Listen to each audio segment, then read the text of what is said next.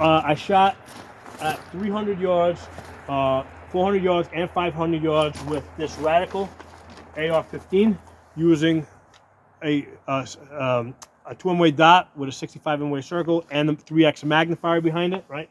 So we got the circle dot and the magnifier, and then I shot it also with the Palmetto AR-10 Gen 3.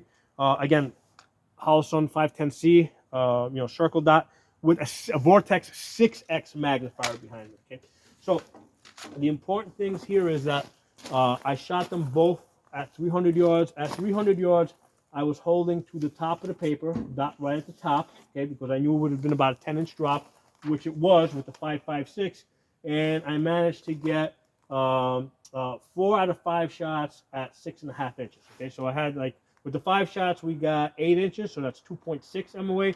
With the 4 shots we got 2.2 MOA. Okay, so that's these 1, 2, 3, 4, 5 shots. I can touch it, thumb to pinky. Okay. So we're hitting about 2 to 2.5 MOA. Now, when I shot it over here with the 7.62, right, American Sniper 7.62, the group here came out to about, the 5 shots came out to 6.5 inches, the 4 shots came out to 11. So basically, my group here was about 3.5 MOA. Okay, so that's these shots here. Again, holding at the dot at the top of the paper here. The drop here was a little bit more. Okay, so here it was, with the PMC X-Tac, we're talking about a 10-inch. Well, it's 10 inches from the top of the paper, but mind you, the dot is like over here in the center. So from the center of the dot down, it's almost like 9 inches. Okay, here with the 7.62 at 300 yards, from the top of the dot, which is at the top of the paper, to the center, we're at about 18 inches, and then from the center of the dot, we're about 15 inches. Okay, so at 300 yards with the 5.56, you put the dot in the face, you drop them into the chest. With the 7.62, you basically put them to the forehead, all right, forehead over here, and then that'll drop them into the chest. But even if you put it in the face, you're just going to drop them into the belly area. So, but that's what the difference is. It's like face versus forehead, right? So that's at 300 yards. Now, I went to 400 yards and 500 yards.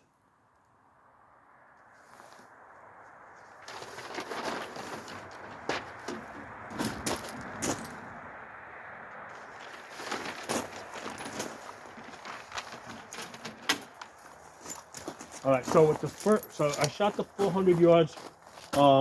First with the 5.56 PMC 5.56 16-inch barrel, and then immediately after I shot that with the 7.62. Okay, so at 400 yards with the 5.56, the dot goes on top of the head. Okay, on top of the head.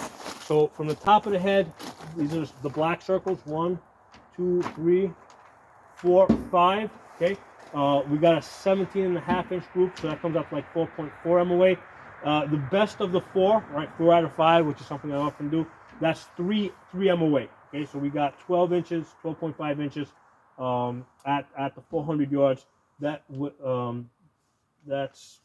1, 2, 3, 4. These 4 shots here. Okay, so everything's obviously within a man-sized target over here. Okay, so that was 3 MOA. The hold with the 5.56 was the dot on top of the head. Okay, so the center of the dot would have been like right about here. Okay, so that gave us about a 20-inch drop.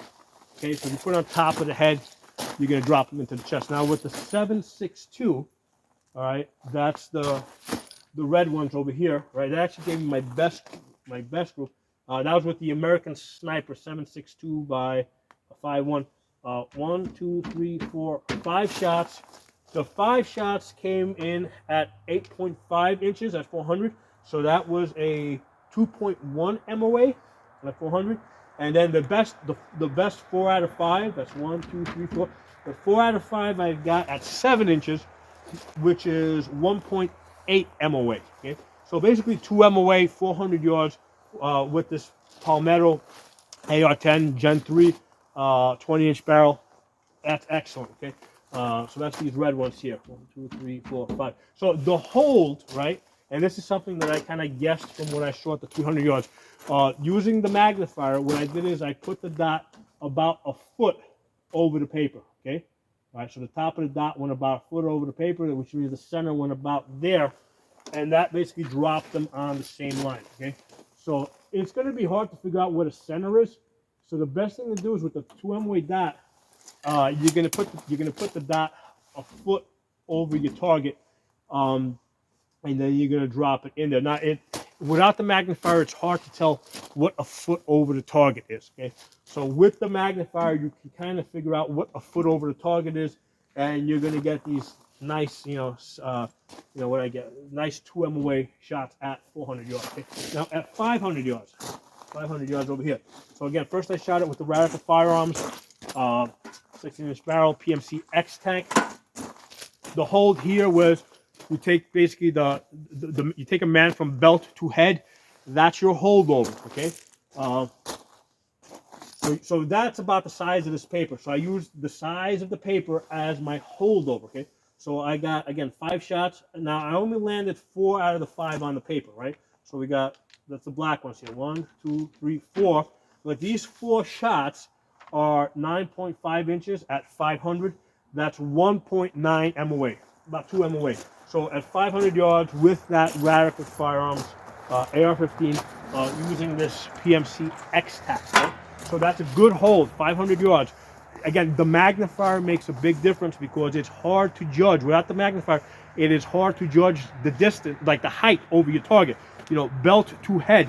You got to be able to see the belt. You got to be able to see the head, and hold over on that. Okay, and I was able to see the top of the paper clearly, the bottom of the paper clearly, and basically hold that distance over. Now with the 7.62, right? Yeah, this is with this wonderful Palmetto 20-inch AR-10, and I liked it so much that last night I almost ordered a second one. The second one I'm going to get in the 16-inch barrel. I decided to hold off a little bit. Let me at least pay for this one first, okay? But yeah, this Palmetto AR-10, it's good money, man. So anyway, that's the red shots here, okay? So one was here, okay? 1, 2, 3, 4, 5. All 5 hits on paper at 500 yards, okay? The 5 shots. 18 inches. Here, let me bring you guys a little bit closer so you can see this. Okay, so the red is the 7.62. The black is the 5.56. So we got one there, and then one. So we got 1, 2, 3, 4, 5. So we got 4 shots right here. Okay. So the 5 shots are 18 inches between the furthest 2 shots. So that comes in at 3.6 MOA. Okay. And then the best 4 out of 5, which is what I typically look at. The distance here is 10 inches. So that comes out to 2.5 MOA at 500 yards. Okay, that is absolutely outstanding. Okay? And I gotta tell you guys, this American Sniper ammunition, that's not even the best. Like the best I saw with this, I think was like 2.5 inches at 100 yards. So this thing is done at 500 yards. It's so far it's matched what it's done at 100 yards. Now the question becomes, what was my holdover? Okay, let me pull you guys back. So based on what I saw at 300 yards, I estimated that my holdover needed to be basically from the size of the paper, basically 1.5 times the size of the paper. Okay, so the size of the paper plus a half. That was my holdover. So what that translates into on the man-sized target is basically knees to head. That's your holdover over the target at 500 yards with 7.62 308, knees to head. Now it can be, again, if you don't have a magnifier, it is going to be really difficult to judge that distance because you got to be able to see the knees and you got to be able to see the top of the head. So this 6x magnifier, I mean, that's what's going to allow you. That's the difference between suppression fire at 500 yards and accurate fire at 500 yards. This magnifier here, right? Accurate fire versus suppression fire. The magnifier is going to make that difference. Okay, so Now, question becomes, why this? Why not a variable scope with a bullet drop compensator? I mean, I call this more the battle rifle configuration. You know, with this type of a setup, you know, this is for like, because you can, if you had to, you could easily clear rooms with this gun. Okay, so so this might be a reason why you might want to have this type of a setup. I mean, the scope is a variable scope is going to be better, and I do have one ready to go. Okay, this one over here at 5 to 25 by 56, I think.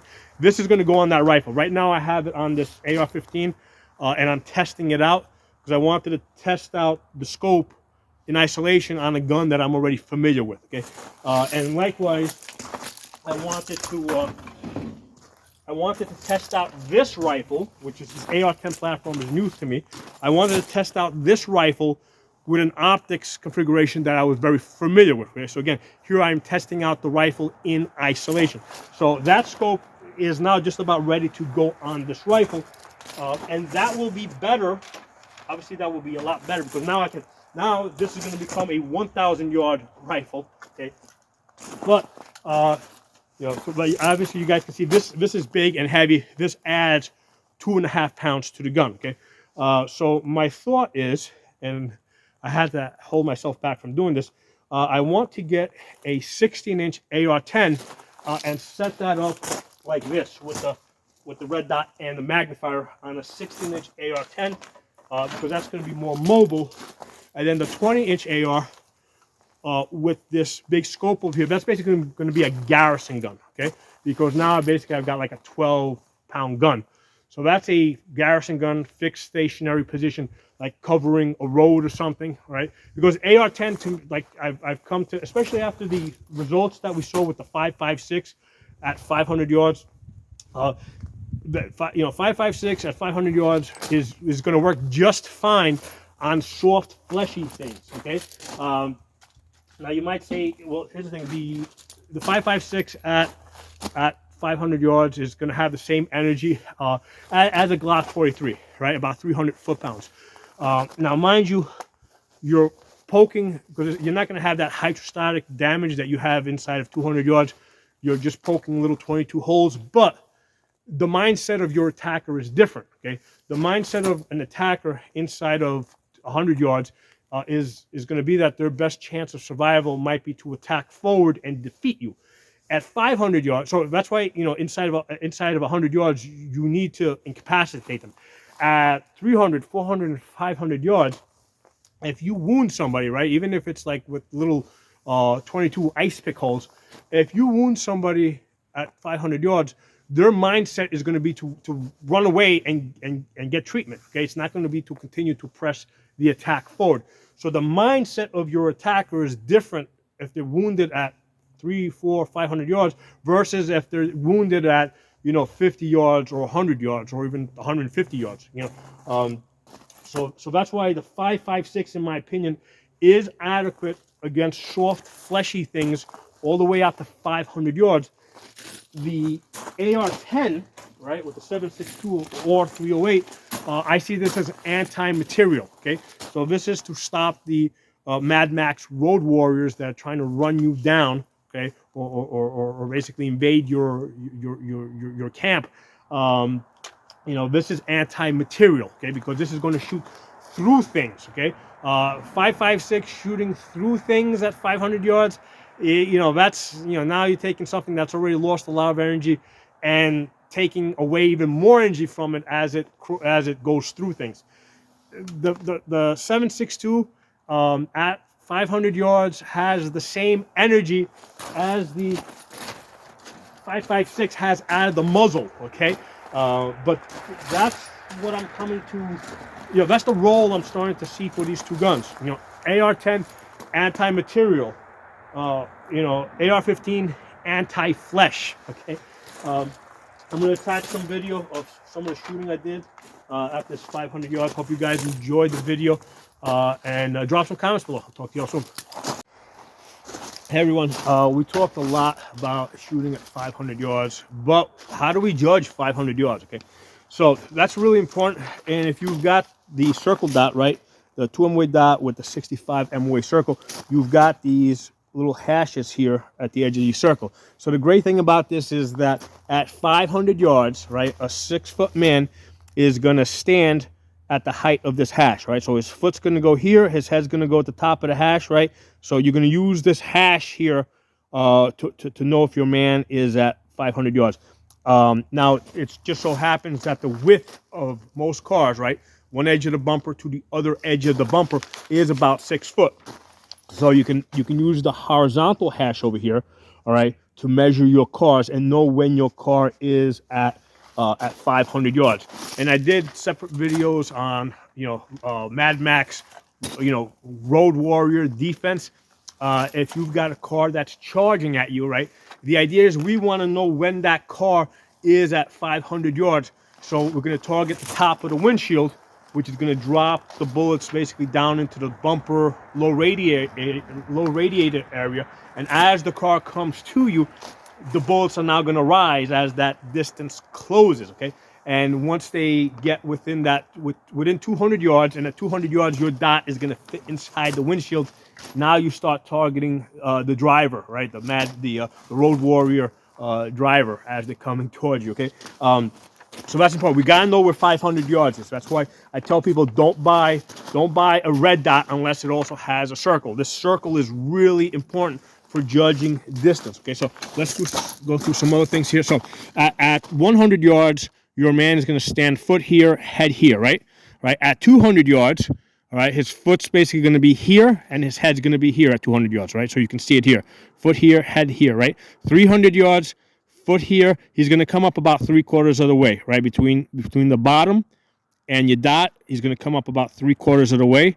At 400 yards, he's going to come up half of the way. Okay, and at 500 yards, he's going to come up 1/4 of the way, or basically equal to the hash. It's a lot easier to, to measure against the hash. So yeah, this is really important stuff. You got to know your distances. I tell people don't buy a red dot unless it also has a 65 MOA circle. Okay, so thanks for watching. Talk to you all soon.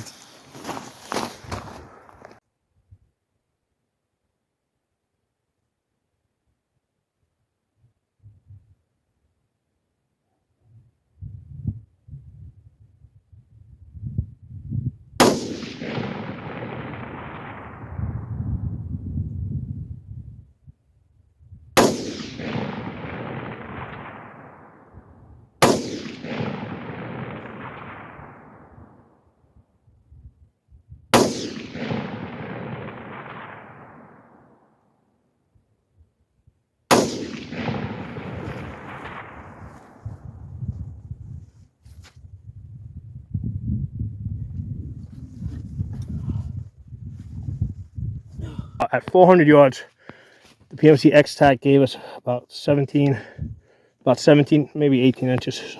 It's hard to see, the paper's not straight. 18 inches, all on the paper. At 500 yards, I only got 4 out of 5 on the paper, but the 4 that are on the paper are tight. They're like at 8 inches, just with the red dot with the magnifier. And I'm guessing the other one went someplace over here. So